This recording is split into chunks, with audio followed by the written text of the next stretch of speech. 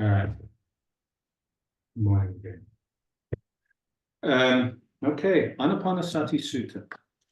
This is the book that I will be dominantly using, and I have dominantly used as I've looked at this. It's by Buddhadasa Bhikkhu, who is an amazing practitioner out of Thailand. The book is called Mindfulness with Breathing, a Manual for Serious Beginners.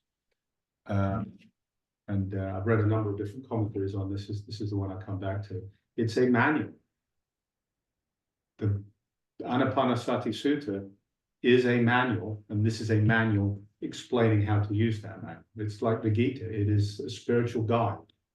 It's not a set of ideas. It's a spiritual guide. So the practice that it describes in the commentaries to the Pali Canon, the practice that is described in the Anapanasati Sutta is supposedly the practice that the Buddha was actually engaged in, during the period of time that led up to his awakening, sitting under the Bodhi tree. And we'll see some language in here as we get into it, where he says the Anapanasati Sutta perfects or accomplishes or completes the Satipatthana Sutta. So the Anapanasati Sutta, the words ana is in-breath, apana is out-breath, sati is mindfulness. So it literally means mindfulness of in-breath and out-breath. Satipatthana, that's the four foundations of mindfulness. Sati is mindfulness. Patthana, I forget whether patthana means foundations or establishings, but it means one, and then upatthana means the other. So it's one of those bivalent Pali words, which means a couple of different things depending on how you read it. And that's intentional, I believe. So that is a set of mindful of the body in the body, feelings in the feelings, mind in the mind, and the dhammas, which are the fabrications of things we make up, the world we think we live in. There's a whole set of descriptions of for the body that you're going to, for example, sit in a charnel ground and see corpses, and then a few weeks later you see the corpses decayed, and then there's just the bones, and then they're bleached and they're scattered. So there's a lot of really wonderful stuff in the Satipatthana, but the teaching in the Anapanasati Sutta is this is the practice that perfects or allows the completion of the Satipatthana. And it goes on to say, and that in turn perfects or completes the 7 foundations of mindfulness, which are 7 steps that go from mindfulness through investigation and so forth, different breath energies, leading on to ultimately equanimity, concentration and equanimity. So this is a process. It says it accomplishes that too. It's the practice that you use to perfect that path, which is the path to awakening, full and complete awakening. In short, the Anapanasati is a very compact manual, user guide for how to use this system, this body system, to take it to full awakening. That's what this is. So that's what we're going to be talking about today.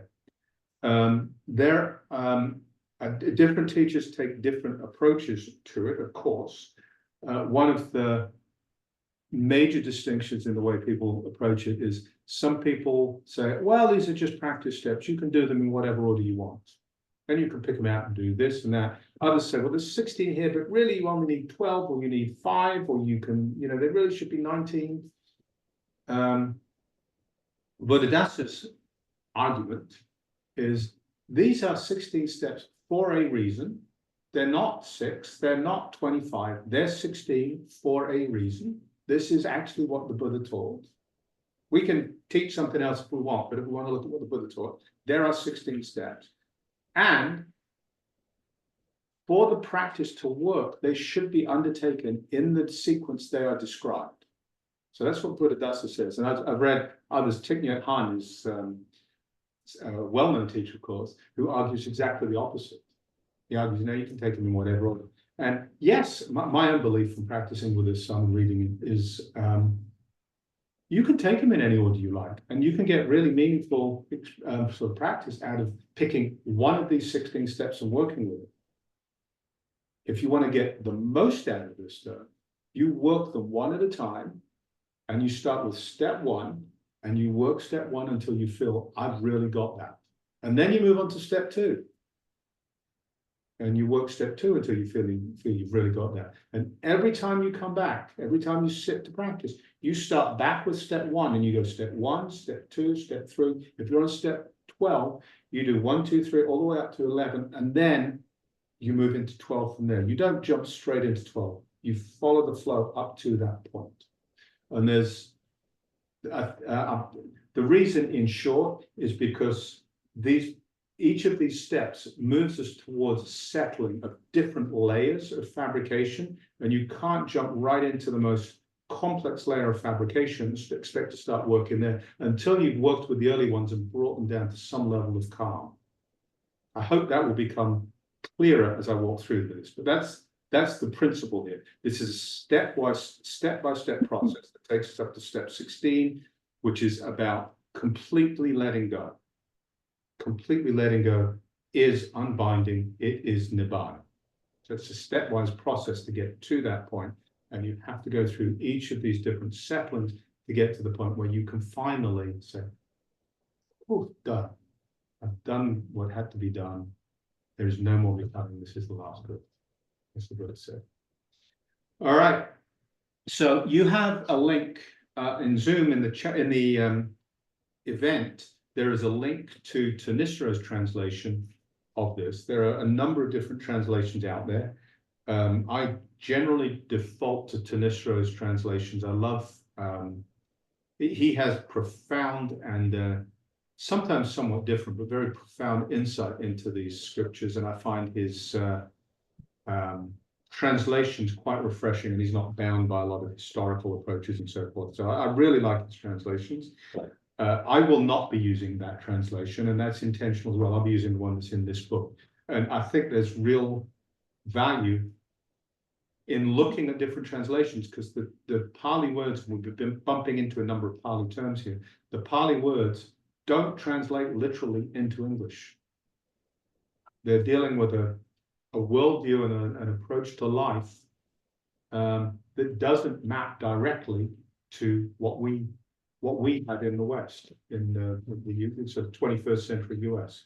So I'm going to be using a different translation and playing around with the words, and you'll be looking at what you've got, and I hope you'll find real value in seeing those different words bouncing around. So I want you to not be reading the same words as me. Thank you, Ben. I want you to not be reading the same words as me. I want the mind to be getting into this a little bit. Beth has a handout here which starts where you are on the. So where you are online. Actually, I'm going to step through. It doesn't matter that you don't have the first bit. So I'm going to breeze. Susan, do you have a question? Are you talking about bhikkhus? Link? Tanisra Bhikkhu. Yes. Oh, okay. The link in your intro to the class. Okay, sorry. Click on that, and then you'll have it. And I'm going to start at the beginning, and it doesn't matter that you don't have it, because I'm going to breeze through it very quickly and get to the place where I really want to pick it up. So it begins there. This is the range retreat, right? They're on the range retreat, and it typically lasts 3 months. So the retreat's coming to an end. The Buddha says, we've got some really amazing folk here on this retreat. This has been a really deep and rich practice. I tell you what, let's do this for another month. This is really special. We'll do this for another month, and then I'll give a really important teaching. So over that next month, a whole bunch of people have been observing rains elsewhere. They all come in. So you've got this constellation of everybody who is anybody in the Shakyaputra, the followers of the Shakyamuni community. And they're all there at this place. And then he says some wonderful things in here about the community of the bhikkhus and how they've been practicing. So it goes on and it says they've been devoted to practicing the cultivation of the 4 right efforts, the 4 right bases of success, the 5 faculties. These are all the lists of the different frameworks of teaching that he developed. The 7 factors of enlightenment, the 4 foundations of mindfulness, the 8 noble truths. You add all those up, there's 37. They're all, he's listed them all there. They've been practicing with all of these frameworks of teaching one of the things about Buddha's teaching,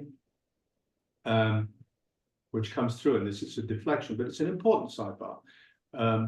The central teaching of Buddhism, which is the Four Noble Truths in 2 steps, is I teach 2 things. I teach dukkha, which is the first 2 truths, and I teach the end of dukkha, which is the second 2 truths. Dukkha, as you know, is suffering, discontent, dis-ease, stress. So I teach dukkha and the end of dukkha. That's it. So if you think about it, our frame of reference as we move into the world is there's a computer out there somewhere which has a whole bunch of 1s and 0s on it, which is all my money. And there's all this stuff I need to buy, and I need to go work so that somebody will send some 1s and 0s into that computer so I can go buy stuff. This is our frame of reference as we live this life. And Buddha says that's a ludicrous frame of reference. It's practical, but that's not how you would choose to focus the intent of your life. Focus the intent of your life on a completely different framework. The only thing you really see is dukkha. You see yourself suffering, you see behaviors that drive suffering, and you see other people suffering, other animals, other plants suffering, and you see what can be done to bring that to an end. It's a totally different frame of reference. So each of these different sets of teaching, the 4 foundations of mindfulness, the Noble Eightfold Path, etc., these are shifts in frame of reference. So we're seeing the world in a completely different way as we practice. That's what we're doing in this practice. We're shifting our frame of reference, seeing the world, relating to the world differently. So he goes through that list, and then he goes through cultivating friendliness, compassion, the Brahmaviharas, keeps going. And then he gets into the bit where I want to pick up. He says, bhikkhus, Anapanasati, which one is developed and made much of, has great fruit and great benefit. Perfects the 4 foundations of mindfulness, which is what I said. He says that here. He also says it again after the list, which we're going to go through. Perfects the 4 foundations of mindfulness. And he goes into more detail later about what those foundations are and how they map. And he says, and the 4 foundations of mindfulness, satipatthana, which one has developed and made much of, perfect the 7 factors of awakening. The 7 factors of awakening, which one has developed and made much of, perfect insight, knowledge, and liberation. Waking up, freedom.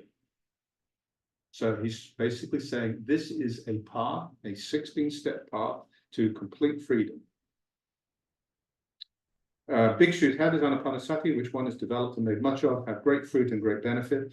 Bhikshus, a bhikkhu with this training, having gone into the forest to the base of a tree or to an empty dwelling, having sat cross-legged with his body erect, securely maintains mindfulness.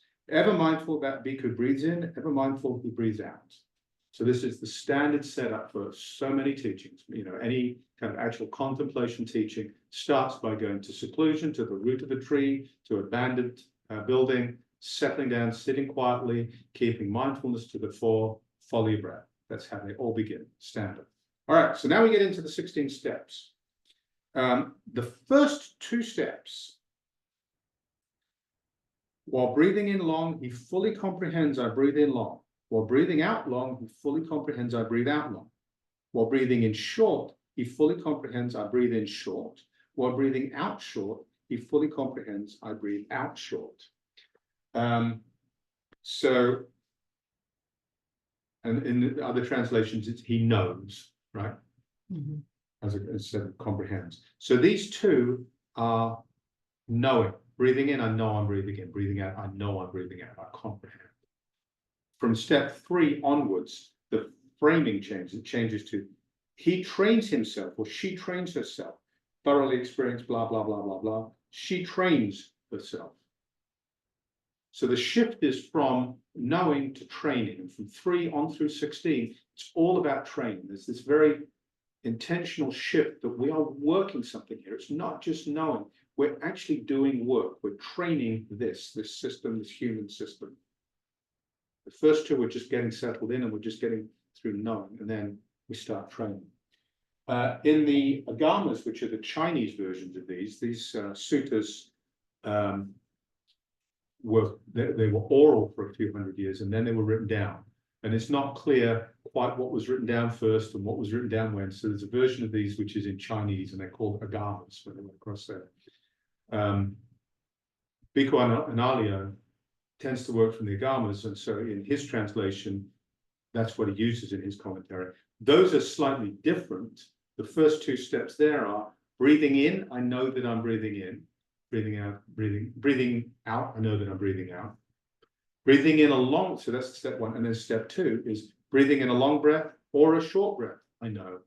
Breathing out a long breath or a short breath, I know. So it's slightly different, same basic construct, but I actually prefer the Chinese version because you notice the breathing and then you notice the quality of the breathing, rather than focusing on differentiating the quality of the breathing initially. But that's what we're doing in this. We're looking at the breath. We're really understanding our breath. We think we know what we're doing with our breath. We don't. We just don't. In this culture, we spend no time at all on breath. In the Buddhist culture, and it comes down today in this pranayama, which is a science of breathing. It's a science of breathing. Buddha was, the Anapanasati is a pranayama manual to complete awakening, because it starts with just managing the breath. You follow the breath and then you learn to manage the breath. And by managing the breath, you manage everything else. And that's the trajectory that you'll pick up. A flavor of this, which we get, is in yoga, in the Yoga Sutras of Patanjali, which were, nobody actually knows when they were written. But they were presumably, and the general consensus is probably a few hundreds of years CE. Some people say they were written down BCE. But they were clearly teachings that go way, way back. The primary set of commentaries on those rather pithy sutras is by a guy by the name of Vyasa. And Vyasa identified 10 asanas within the yoga tradition, 10 asanas. Asana literally means seat. Asana doesn't mean looking like a tree, looking like a cat. Asana literally means seat. And the 10 asanas that Vyasa described are all flavors of seated meditation. And with every one of them is the instruction to keep the spine straight, etc. So this seated meditation and breathing is just so central to that whole Indic spiritual tradition. And we'll see how prana, the idea of breath, it becomes more than air moving in and out of the lungs. That's part of what's going on with pranayama, part of the reason I make that link. So when we're following the breath, when we're understanding the breath, long breath, short breath, we're not trying to manage it in any way at this point. We're just exploring it and understanding it. What are the qualities of the breath? Is it long? Is it short? Is it coarse? Is it fine? Is it rough or smooth? Is it deep or shallow? Easy or uneasy? Subtle or blatant? These are all flavors that we can, or qualities that we can feel when we're breathing. We normally don't bother to notice. So this first step is really noticing that kind of stuff. The flavors of the breath. Is it happy? Is it unhappy? Is it annoyed? These are flavors that are associated with your breathing. What's going on? What is the flavor? What's the taste? Because those different emotions are associated with different breathing. There's a flavor associated with that breath. And then you start to notice what the reaction, what the response to the breath is. A long breath, you start to notice, slows down, it calms. A long breath is going to be an abdominal breath. Typically, you'll find that lower breaths are deep in the body. A short breath, which is typically up in the chest, a short breath excites, it energizes. So we start to notice these reactions. Rough breaths, coarse breaths also agitate. I can make that as deep as I want, but if I do this raspy breath, that's going to be energizing and agitating. It's going to have an edge to it.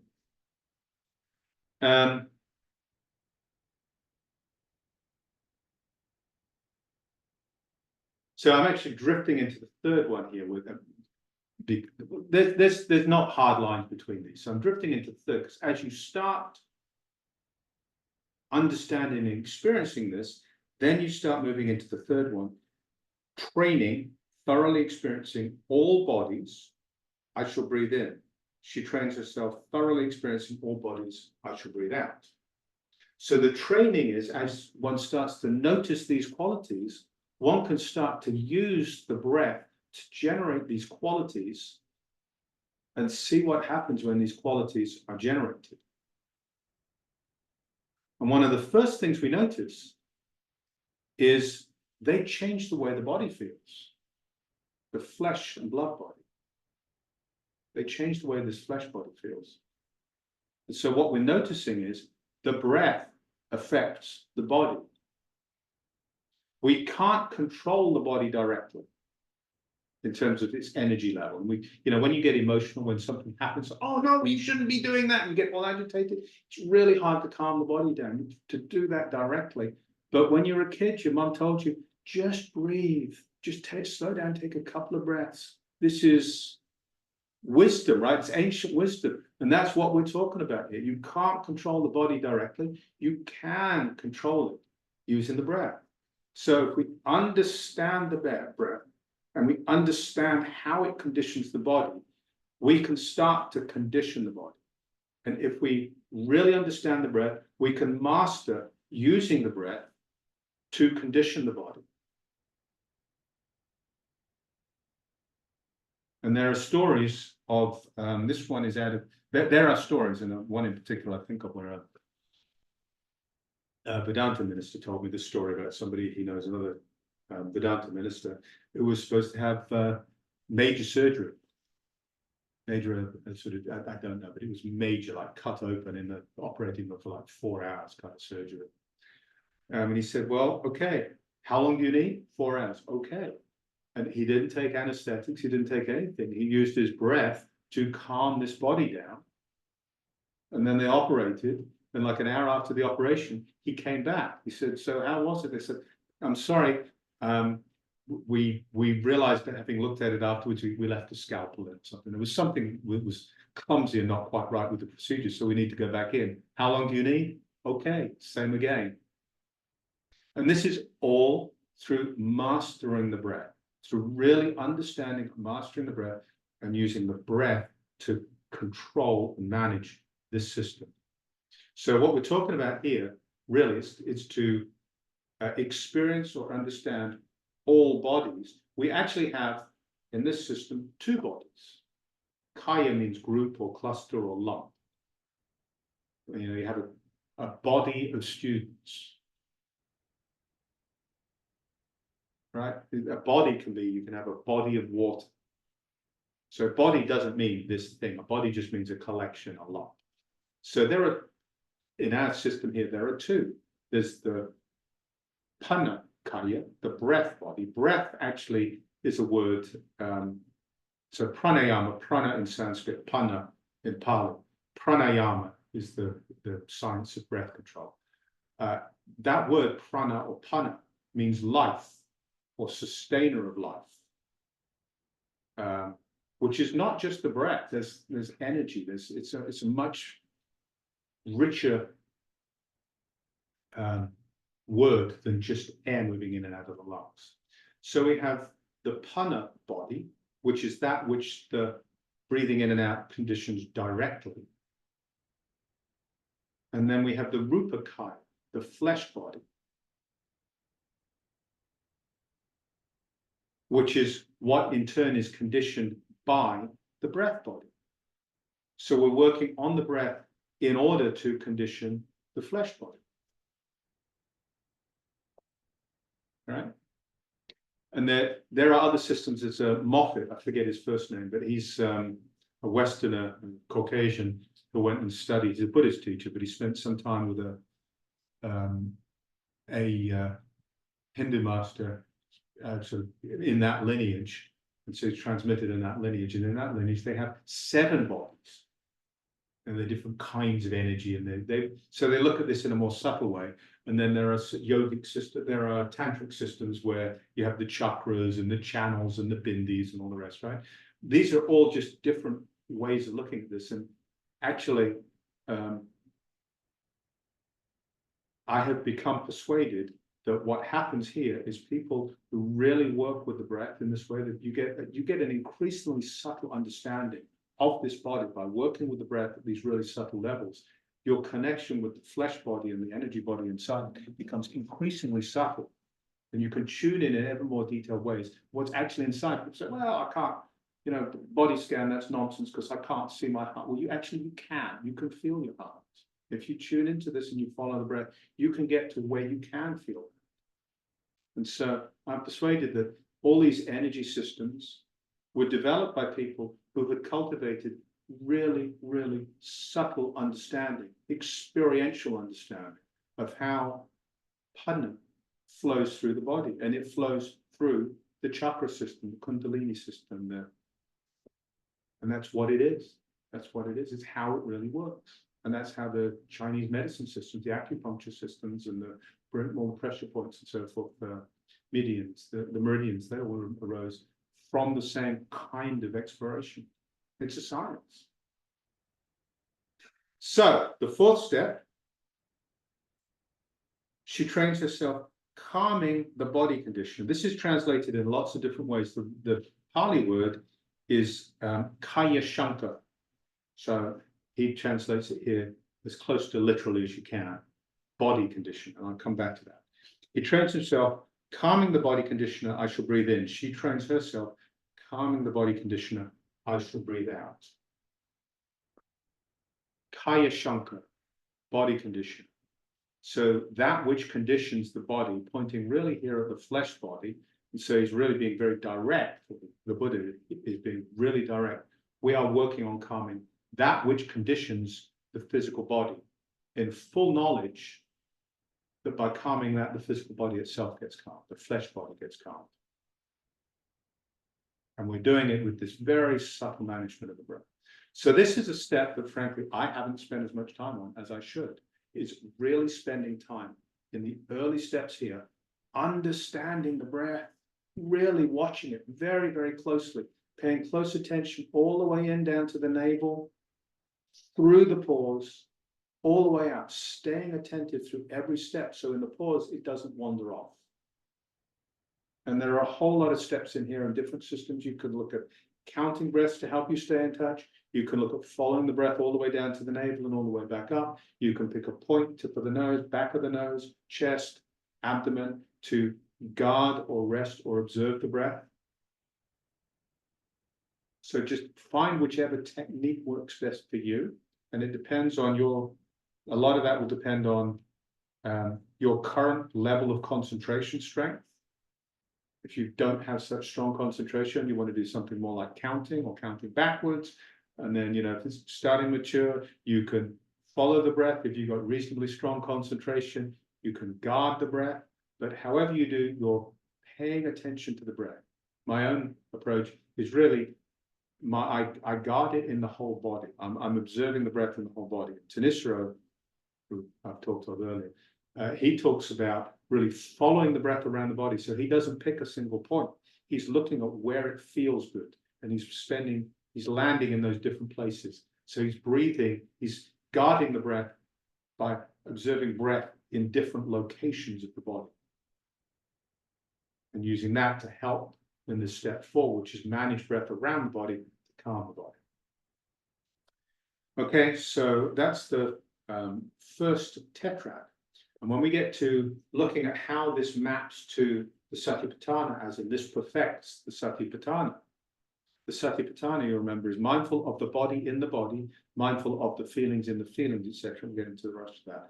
This tetrad, the first 4 steps, are mindful of the body in the body. Sounds very clunky language to us, but it's really, really important. It's of the body in the body. I spent a long time following the breath. And then I had a eureka moment where I realized that actually what was happening is I was about a foot outside my body. I was following the breath, but it was an idea of the breath. It wasn't actually following the breath itself. I was somewhere else. and I was in my head, and my head was projecting that into space, which was not actually where my body is. So really slow down and make sure when you're doing this that you are actually experiencing the body. That is a body, it is a physically embodied experience. And as you do that, you'll find attention shifting more into the body, and it becomes the body paying attention of the body. We, in our culture, we are trained so heavily in our minds, in our heads, with such an idea-centric culture that it can be really, really hard for us to tell the difference between the idea of a thing, thank you, Gareth, and the thing itself. And if we're working with the idea of a thing, this practice simply doesn't work. We need to be working with the thing itself. So this body in the body is a really, really important point. And that's another reason to take these first steps slowly, is to really make sure we actually are landing in the body. This really is an embodied in the body experience. So we get into the second tetrad, and the second tetrad classically, and not classically, when the Buddha gets back later in this to say, and how does it fulfill the Satipatthana? Well, the second tetrad is mindful of the feelings in the feelings. That's the second tetrad. Feelings in the Buddhist language, the word is Vedana. It actually means feeling tone rather than feeling. It's the quality of the feeling. We tend to think of feelings as, oh, you've hurt my feelings, I'm upset, I'm happy. You know, those aren't what this is talking about in terms of feelings. The feeling tones are pleasant, unpleasant, neutral. Is it attractive? Am I drawn to it? Do I want more of that? Is it unattractive? Do I push it away? Do I want less of that? Is it something that I can't really quite tune into? And so it like kind of breeds ignorance, breeds not knowing, breeds maybe doubt. This is the quality of the feeling tone. That quality emerges from what I'm going to be talking about here. But that's not actually the language that's used in it. It's not, the language here is not Vedana. The language here, when we get to it, is a chitta shankar, mind condition. Now you can see how the Vedanas would be mind conditioning, because if it's pleasant, I want more, that's craving. Leads to craving, and then I've got it, I want to hold on to it, that's clinging. And this is how we start creating all of our suffering, is this craving and clinging. Or the opposite, you know, if I don't like it, it's unpleasant, then I crave its absence. I want it to go away, and I cling to its absence. This is how we develop our suffering. So you can see how these Vedana would be Chitta Shankara, but this talks in terms of Chitta Shankara, which opens an opportunity to talk about this in a different way, which is what this sutta does. So it starts off, she trains herself thoroughly experiencing piti. I shall breathe in. He trains himself thoroughly experiencing piti. I shall breathe out. I'll explain that in a second. She trains herself thoroughly experiencing sukha. This is step 6. I shall breathe in. He trains himself thoroughly experiencing sukha. I shall breathe out. These two words, piti and sukha, these arise naturally as one does the first 4 steps, as one settles in and really calms the body. A calm body becomes open and it becomes a pleasant feeling arises. And because it's open, you get this powerful feedback loop happens. And this thing called piti arises. And kind of feeds on itself, and it can kind of explode. And it's a very powerful experience that is often, piti is often translated as joy or rapture. Very strong. And it's people, I've never done Kundalini work. People talk about the Kundalini rush. And that feels like piti to me. It can come through as a strong vibrational sense in the body. It can come through as some very warm feeling, just in your hands or more broadly around the whole body. And it comes in varying degrees of strength. It can come through where it's, you know, it's barely recognizable, but it is piti. It can come through where people experience this for the first time. It's utterly overwhelming. just utterly overwhelming, and it takes them days to really come back down from this. But you can see it's like this feedback loop where something's opened up, this pleasant thing arises, and whoosh, powerful explosion of just joy. It arises, it arises with this other word, which is sukha, which is peace. Dukkha, which is the word we talk about for suffering, stress, discontent, disease. Dukkha is just the negation of sukha. So sukha is really the absence of dukkha, but it's a pleasant, calm, peaceful feeling. These two arise together, and they just naturally arise as the body calms.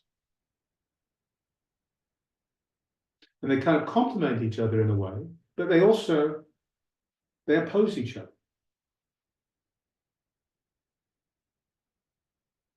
Right? When they complement each other in that there's this arising of well-being, of happiness, etc., that comes from this process of calming the body. But they oppose each other in that piti is energizing and sukha is calming.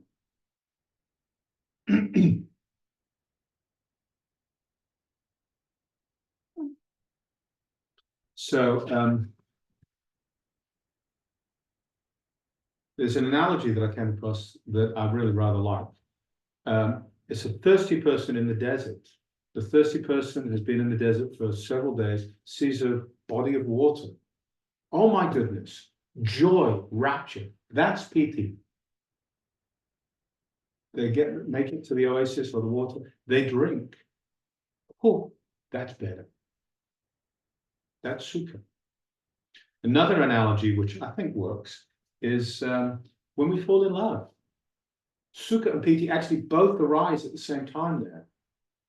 Life is just wonderful, it's happy, it's pleasant, and there's this boisterous excitement, this energy.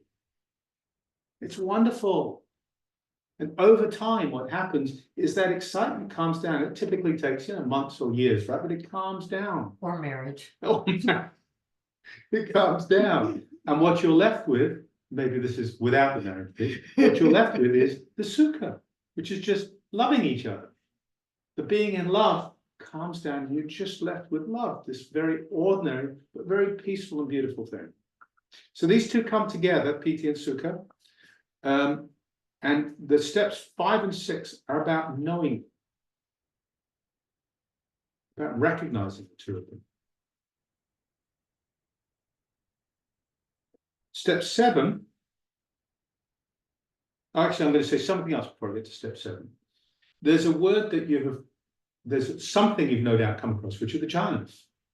Jhanas are these absorption states. And people talk about a lot. They are very important.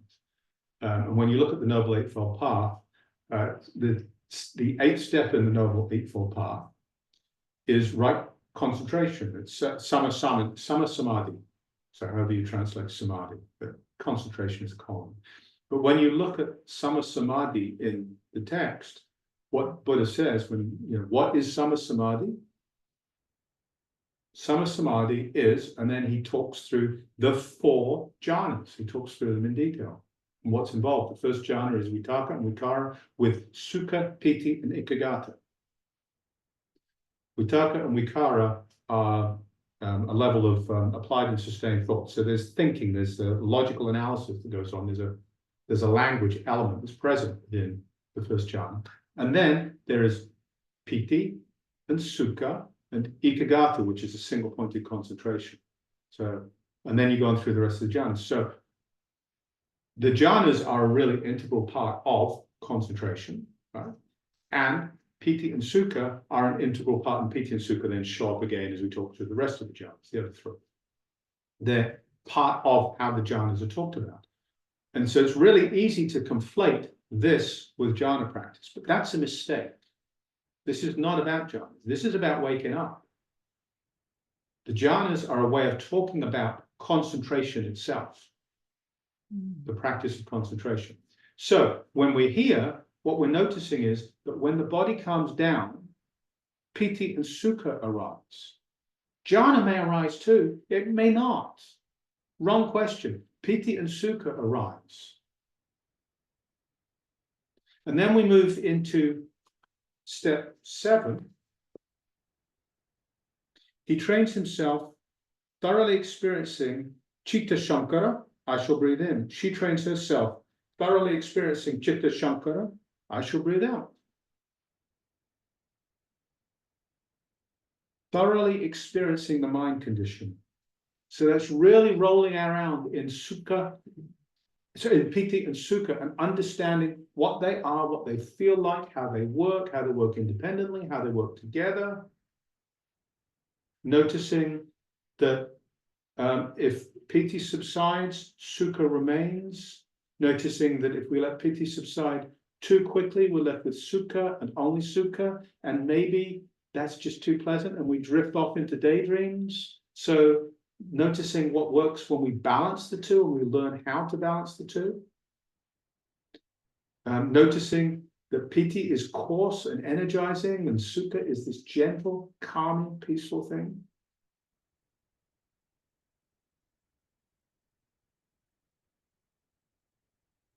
And there's a point that I scribbled down here, which is there are actually 2 types of Piti. This, I don't know if this is technically right, but there's a valence here which I think is useful, which is there's a taste of, for example, this cup of tea that Beth's given me, which is wonderful. It's a lovely cup of tea. Rooibos, I believe. Doesn't matter. It's a mix. So there's a taste of that. And that makes me, it brings this warmth and pleasure. That's Piti arises when I drink that. A monk would experience that. An enlightened person would experience that.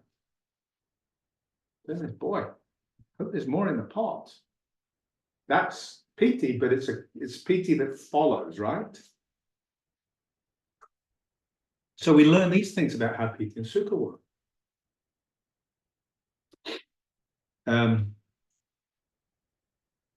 Then we move on to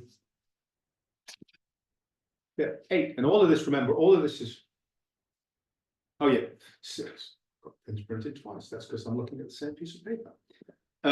Step 8, we move on to, it says, he trains himself calming the Chitta Shankara, I shall breathe in. She trains herself calming the Chitta Shankara, I shall breathe out. Shankara, by the way, is a word worth spending a minute on. Shankara, I've used conditioner, but this is another reason why it's really good to look at the original language and look at different translations, because Shankara means the conditioner. It also means that which is conditioned, and it means the act of conditioning. So I missed something out when I was looking at the step 4, which is the Kaya Shankara.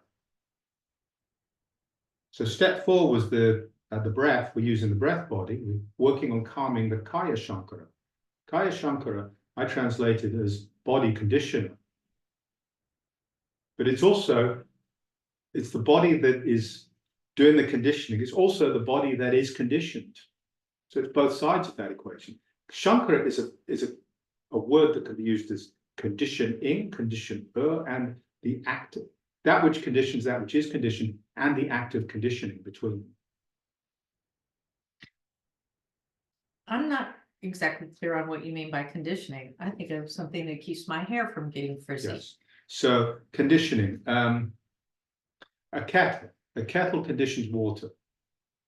It makes it hot. So, and it's a very clumsy example, but let's just use that. Okay, they'll say the fire or the burner on the stove. The burner on the stove makes the saucepan hot. Right. So the water Shankara in that case, or the water Shankara, the condition, the Shankara in that would be the stove as that which conditions. It would be the saucepan as in that which is conditioned, and it would be the act of conditioning that's going on in turning the stove on to heat the water. Right, so Shankara is a very... It's like causes. It's causes. This causes this, it causes you turn on the stove, which causes the element to heat up, which causes the water, it's the whole thing. saucepan to heat, and the water to heat. Okay. So we're looking, when you're looking at this word here, Chitta Shankara, you're looking at this whole arena of conditioning. And so the act here, the training is, how do we calm that whole arena of conditioning? Right?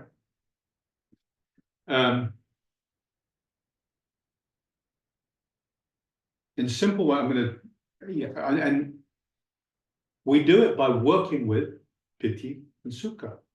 And we use those two to calm, to figure out the right valence, the right balance, to bring all of this environment of feeling tone down, to bring the energy down. So we've calmed the bodies, the breath body, the physical body, which allows us to really notice at a much more subtle level the mind conditioner. It allows the raw piti and sukha to arise, which we don't normally notice because they're normally sort of under the surface and all these other feelings come up. So we start noticing those, and we can work at that level to get a balance there that we can manage and calm the whole fabric down. And as we gain concentration and control, piti pretty much subsides, and we're left just with working with the sukha, this peace, at that feeling tone level. And there are a couple of different things going on here. One is our understanding of this is supporting this at, for want of a better word, an intellectual level. Our wisdom is arising. We're understanding how all this works. And so the calming happens in part by virtue of the wisdom we're cultivating, by seeing all of these things that were getting in the way before. They're all illusory. I don't have to get caught. We can just calm stuff. Start here and just calm. And the second thing that's happening is our powers of concentration are improving, which means we're able to use these tools. This body being the primary tool, we're able to use these tools better to accomplish this as our concentration grows. So this is, again, go back to the beginning and work this step by step by step. Because if we don't have the understanding and we haven't cultivated the powers of concentration, we're not going to be very good at doing this. And so we're not going to be very accomplished if we jump in later in the process. We've got to work this through. And every time we come back, we've got to work through these early steps in order to get the system to a place where we can work on what comes next. What comes next is we've just finished Tetrad 2, which is Chitta Shankara, the feeling tones. So we move on to the third tetrad, which again, it's mapped, as Buddha talks later about the Satipatthana. The third tetrad is the mind, Chitta. There are actually three minds in the literature. So the Chitta, Manas, and Vijnana. Those are three different kinds of minds. So I mention those just to be clear what we're talking about. Vijnana is consciousness. So eye consciousness is that which arises when there's an eye and an object of vision. The eye consciousness is a mental event that happens between those two. Manas is what happens in the mind with that sensory input. Chitta means heart mind, but it's more the thinking apparatus. It's where the ego arises. It's the thinking where all this is assembled and played around with, and fabrications are constructed. So that's what we're talking about here. That's Chitta. So step 9, thoroughly experiencing Chitta, I shall breathe in. She trains herself. Thoroughly experiencing Chitta, I shall breathe out. So again, we're training ourselves to thoroughly experience. We're exploring the mind. By exploring the mind, and it's at this point we've gone through this process. So we're starting with a fairly calm foundation. So we can look at what's going in the mind from this calm, collected, concentrated place and say, is it defiled? And the primary defilements are the three poisons: greed, anger, and delusion. The words in Pali are raga, which means lust or greed; dosa, anger, hatred, or aversion; and moha, which is actually, it's a feeling of infatuation, which is not neutral, but I find this kind of interesting. It's a feeling of infatuation, which is not knowing, but it's not knowing what an object is. It's a feeling of infatuation without knowing what it is. It's related to ignorance. So we're kind of caught and we can get lost and distracted in this. That's the way he's talking about it here. So those are is it defiled? Is it distracted or is it concentrated? Is it bright and sharp or is it fuzzy? Susan?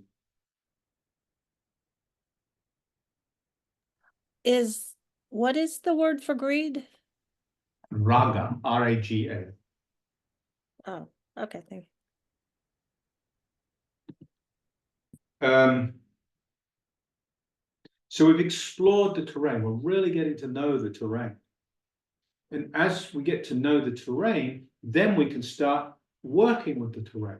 We can start getting some control over the mind. What's the first thing we're going to do with it once we start getting control over it? She trains herself, step 10, gladdening the mind. Oh, that feels good. Gladdening the mind, I shall breathe in. He trains himself, gladdening the mind, I shall breathe out. Why not? Let's bring some joy in this. Let's bring some pleasure. Let's bring some gladness. It's beautiful. And that's the bait that keeps us in this game, right? Yes. So let's gladden the mind.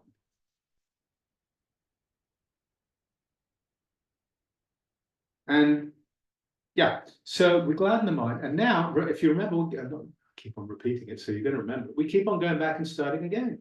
So once we've learned this gladdening the mind, then we can with this go back and we can bring that gladdened mind to work step 1 and just do the breathing with a glad mind. Breathing with a happy mind. It's beautiful. Just beautiful. Knowing a long breath with a happy mind. How wonderful. Then a short breath with a happy mind. Moving into working with the breaths with a happy mind. So doing all this again is lovely.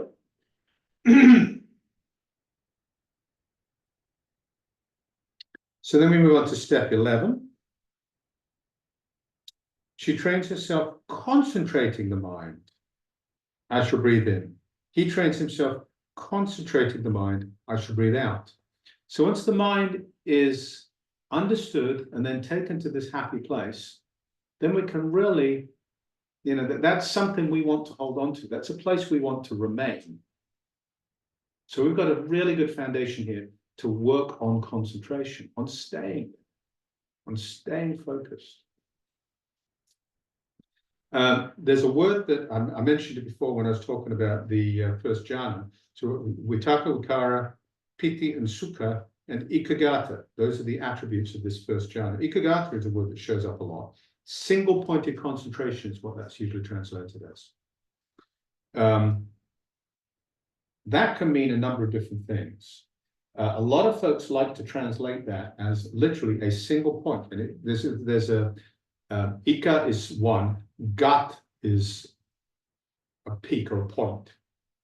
So there's a tendency to translate that as like sitting on the point, on the peak. So it's this exalted, elevated, high up place. But here's my thinking, right? So this is a pencil, and you've got the tip of that pencil. It's a tiny little point. So if your concentration is resting on the tip of that pencil, if I shake my hand or I push you at all, you fall right off. It's not very stable. Tanisha reads this as a single theme. And I find that a much more useful way of looking at this, much more practical way of looking at it. Because a single theme is like you've got a framework, you've got a foundation, and you're concentrated and focused on that foundation. Much more stable. If you're concentrated on the floor, push you don't fall over, you just rebalance. So there's a way here of taking this concentration and making it a stable concentration by making it a broad concentration. Rather than just focusing on a single point, we can actually have this very strong but more diffuse concentration in the whole body.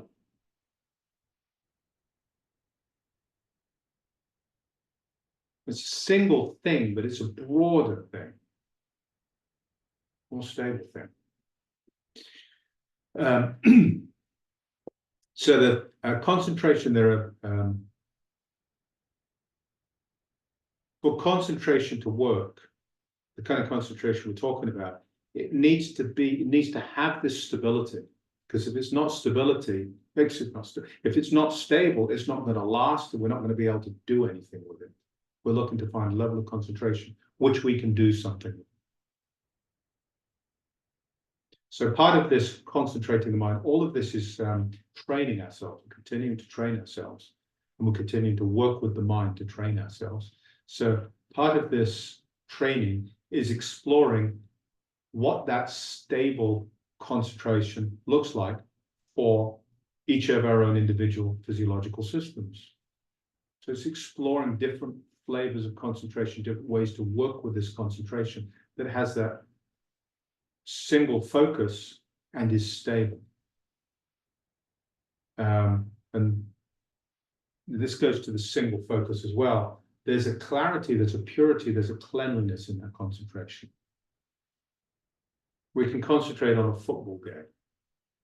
It's just really noisy and really boisterous, and there's a lot going on.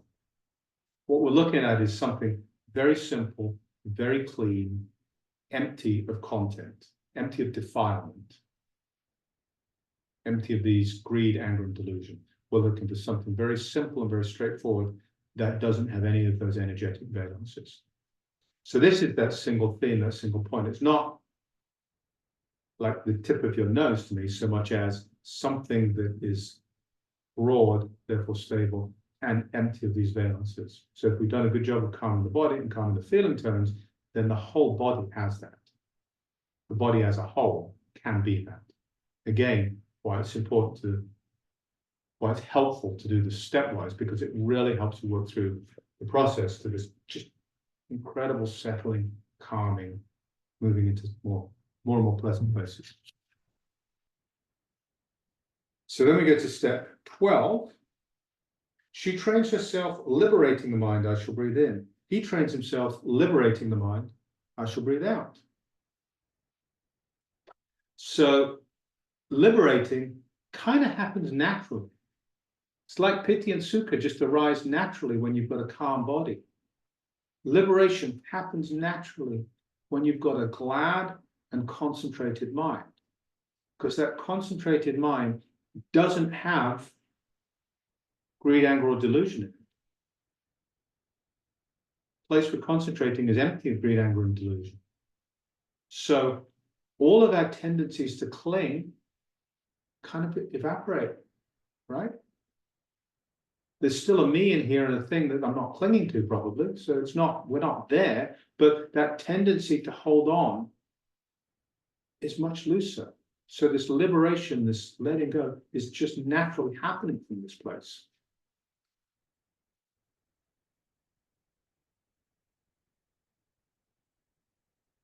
And what we're finding is that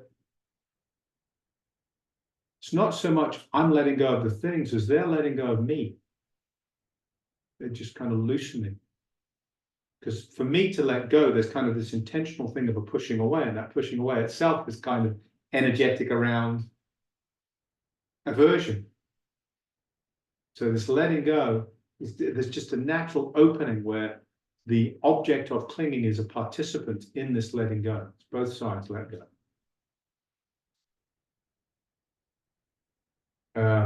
And as we think about the things we let go of, the most obvious, I'm going to go through a couple of lists here. The most obvious lists are the three cravings, which we talked about, or the poisons, the greed, anger, and delusion. We can also think of it in terms of, there's another list, and these lists aren't, I have to remember these lists. These are just different ways of looking at it, right? This is experiential. But another way of looking at this is the four clingings, which are clinging to sensual pleasures. In this place of calm and concentration, a bowl of ice cream just isn't that interesting. This is much more pleasant than a bowl of ice cream. So the sensual pleasures are just not as attractive. We let go of sensual pleasures. This sense of self, we're much more open. We've opened the borders and boundaries. So this sense of self is much looser. We're not clinging to an identity in this, separate from others. We're letting go of habits and practices, rituals. And we're letting go of views. This is a big one. We really hang on our views. And as we settle down and we become more concentrated, our views lose substance, they lose meaning. Our ideas, our constructs of what's right, what's wrong, what's me, what's somebody else should be doing. These they lose substance.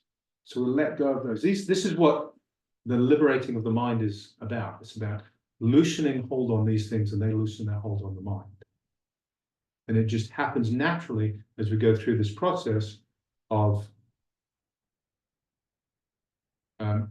experiencing the mind, gladdening the mind, and then concentrating the mind. And then this just naturally evolves. This step of liberation just naturally evolves through this. So then we get to step 13, which is impermanence.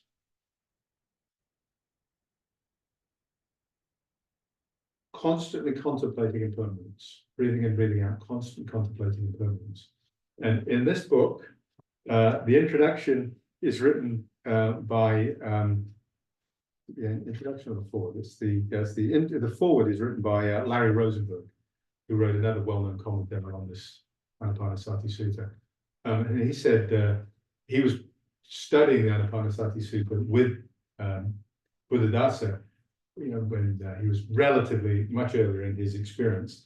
Buddhadasa was going very detailed through steps 1, 2, all the way through 12, and then he went through step 13. He said, "So, you with me so far?" And then Buddhadasa, with this smile on his face, said, "Okay, so now go back and start at 1 again, and notice the impermanence of step 1. Long breath, impermanent. 2, short breath, impermanent. 3, experiencing the bodies, impermanent. 4, calming bodies, impermanent.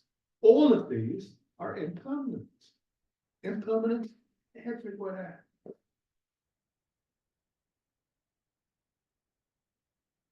Everything, the stuff, we've got this system we've been working on, the very tools that we've been using, they are also all impermanent.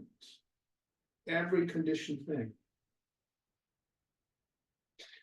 But impermanence is best understood, or for purposes of getting Buddhism, impermanence needs to be understood as more than just this transient nature. Impermanence needs to be understood from within this framework of a human being, which is our tendency to try to make permanent things. And a way of looking at our suffering is the root of our suffering is making things permanent which are not impermanent. If we see something as permanent, we try to hold on to it. Problem. Root of our suffering is we try to hold on to things. We're making things permanent when they're just not. So impermanence means dukkha. Because of the way we relate to impermanence, it means dukkha. And it means a sense of self. It means the act of selfing. Because we're trying to make this permanent thing, which is making a me. This act of selfing is making a me. So those three, these are the 3 marks of existence. They run around. Those 3 go together. Impermanence is not, in the Buddhist understanding, impermanence is really not separable from those. In a sense, in an important sense, impermanence in temporal terms is exactly the same as anicca, non-self, anatta, non-self, in spatial terms. Impermanence in terms of time means we can't pick something that is fixed across time. Anatta, non-self, in spatial terms means we can't fix something that's fixed in spatial terms. So we're really looking at the nature of time and space as just conceptual fabrications which we use to understand our world. We just create them. So they're both. This is all implied within this single word, impermanence. So when going back and doing steps 1 through 12 and really contemplating impermanence, we're looking at all of this. We're looking at how dukkha is just an implicit part of this impermanence, how non-self is an implicit part of this impermanence. And we're also then going on to see how emptiness is an implicit part of all of this. Emptiness, empty of any inherent sense, of any inherent identity. Which takes us to a big word, which is shunyata. Excuse me, that's not the word I meant. Tatthita, suchness. Suchness, things are just what they are. So we're starting to recognize as we see the truth of this triad of impermanence, dukkha, and non-self, and the valence of emptiness around that, we start to move into this, the nature of things is just what they are. Step 13 is a really, really big step. There's a lot going on here. But we've settled down to where the mind is capable of working with this. The mind is open to this. The mind almost needs this. So that's step 13.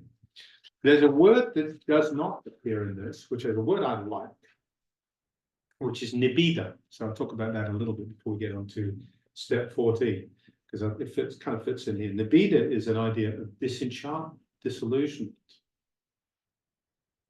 As we work with these steps, my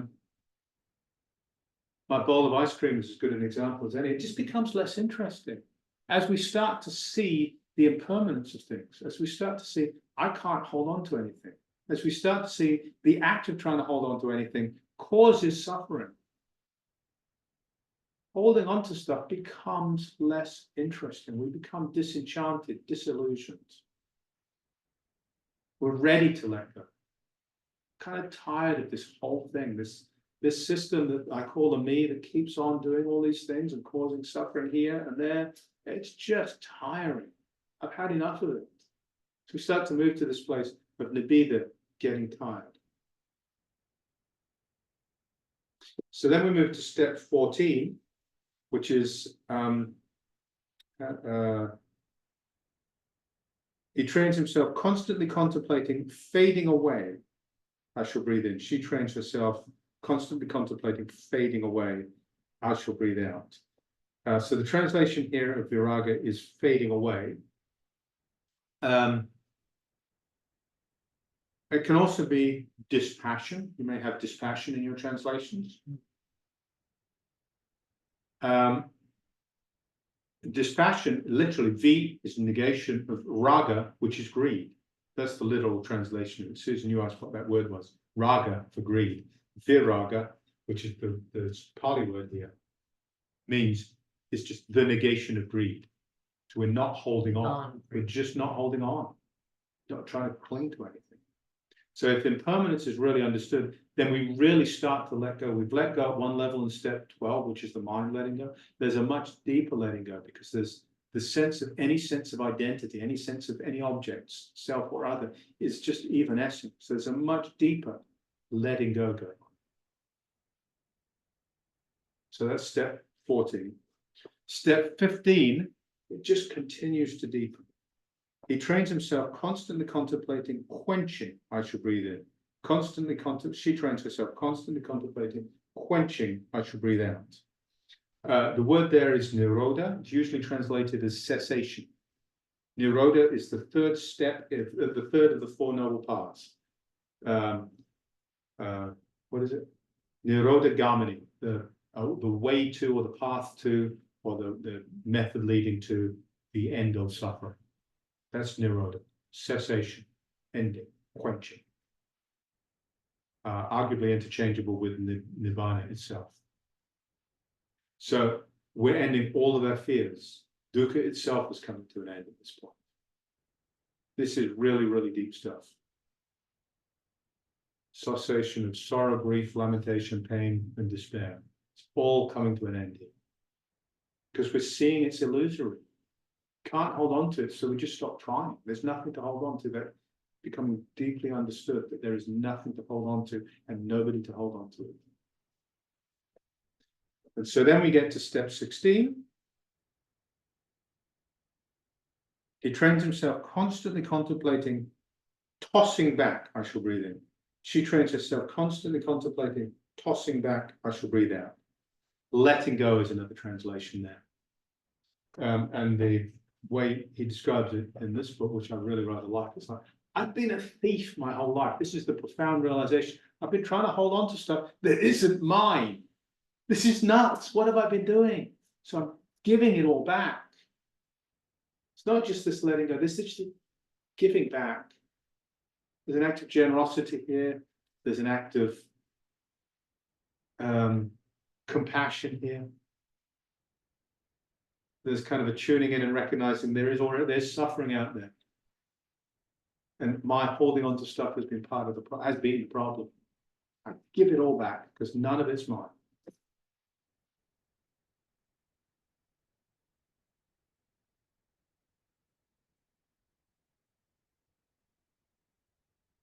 So then he goes on.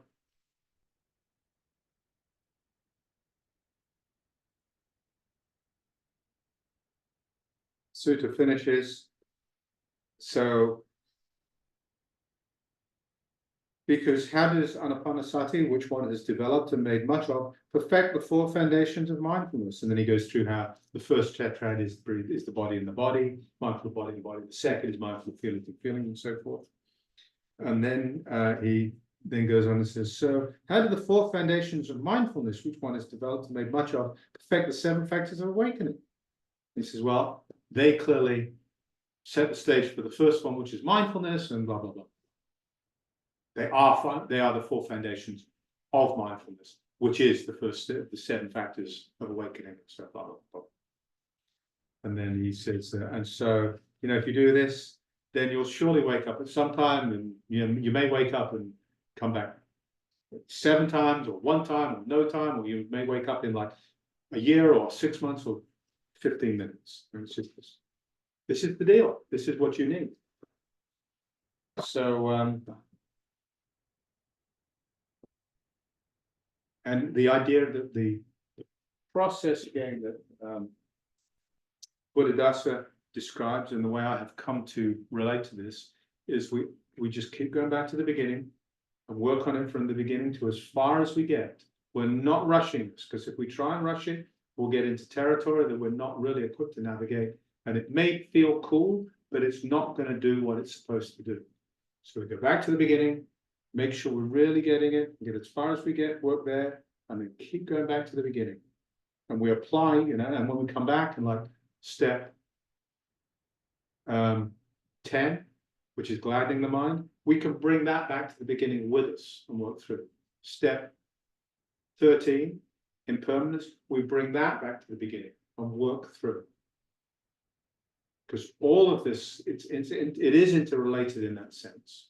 But there's this linear progression that ultimately takes us all the way to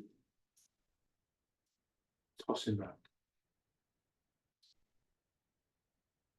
So that was, I said about an hour, it was about an hour and 15 minutes, which isn't bad. So let's sit for about 15 minutes. And then let's have a discussion. So if you want to settle back in, I'll ring the bell and we'll see.